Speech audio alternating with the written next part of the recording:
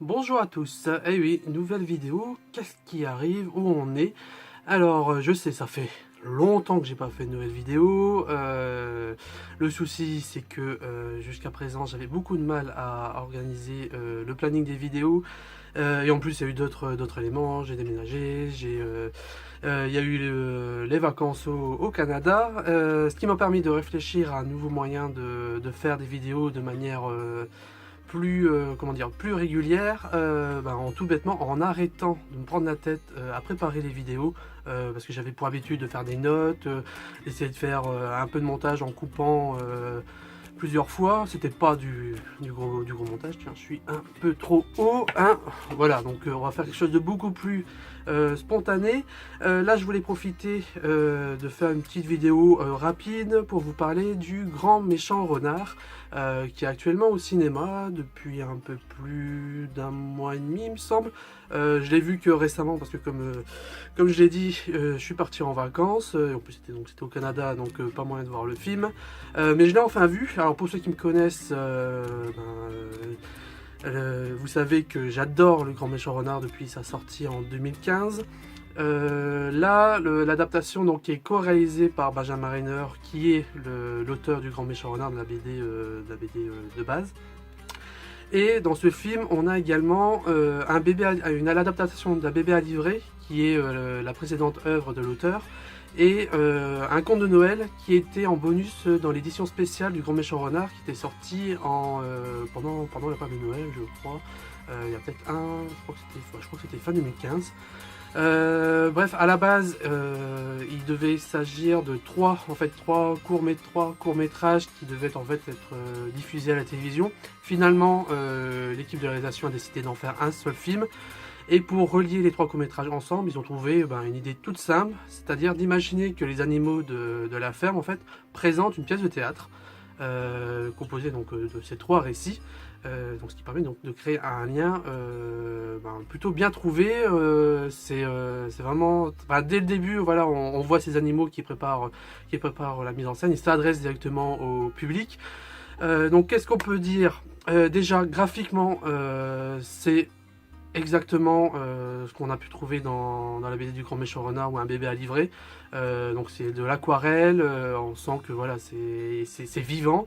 L'animation est vraiment géniale. Au niveau du casting vocal, c'est très bien trouvé. Ça fait toujours un peu bizarre quand on est habitué à suivre des personnages dans une BD, que dès qu'ils sont adaptés de voir leur voix. On s'imagine nous à notre lecture notre propre voix, et quand on voit une adaptation au cinéma ou à la télévision, souvent la voix, voilà, c'est pas forcément ce qu'on avait pensé, mais là globalement le casting est bien trouvé. Mention spéciale au cochon de la ferme qui, vraiment pour moi c'est limite, il est aussi bien que Le Grand Méchant Renard, si c'est pas mieux, parce que d'ailleurs il est surtout c'est l'un des héros principaux des deux pièces, donc Un bébé à livrer et Le Conte de Noël. C'est un des personnages principaux. Le Grand Méchant Renard est surtout dans le récit central, sur lui-même. Sinon au niveau de l'adaptation, donc c'est fidèle aux œuvres d'origine.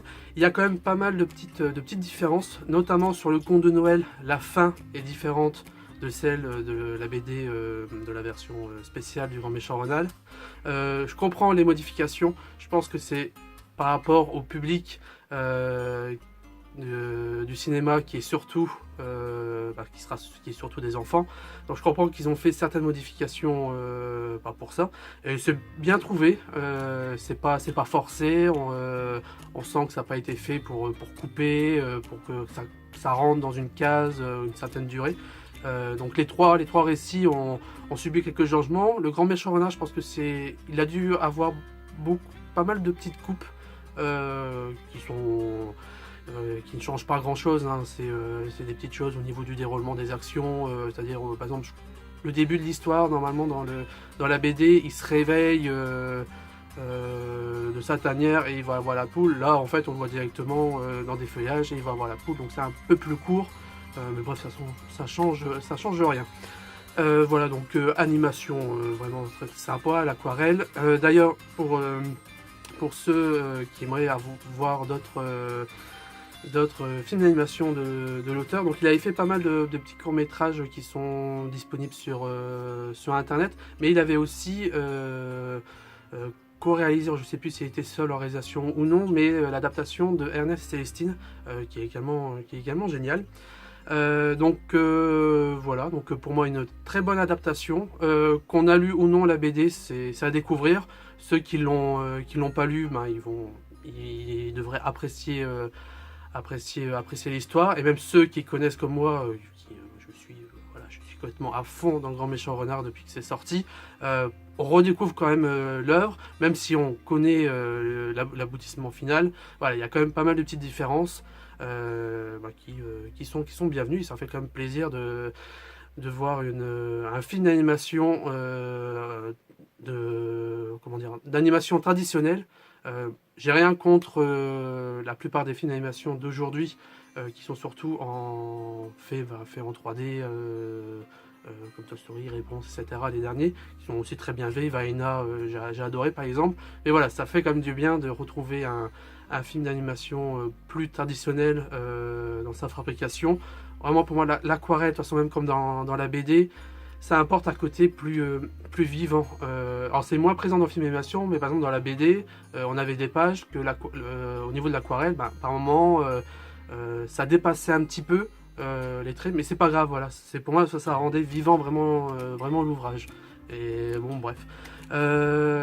Pour moi, voilà, le film d'animation est à la hauteur du Grand Méchant Renard, la BD et même d'un bébé à livrer, qui est la première œuvre de l'auteur en bande dessinée, si je ne me trompe pas, qui est par contre plus disponible actuellement chez l'éditeur c'est Vroom, il me semble, mais je pense qu'ils vont peut-être la rééditer, hein, parce que même si un bébé à livrer, c'est pas aussi abouti que le Grand Méchant Renard, que ce soit au point de vue graphique ou humoristique, on sent quand même que toutes les bases sont là, et ça reste un récit vraiment génial du début à la fin.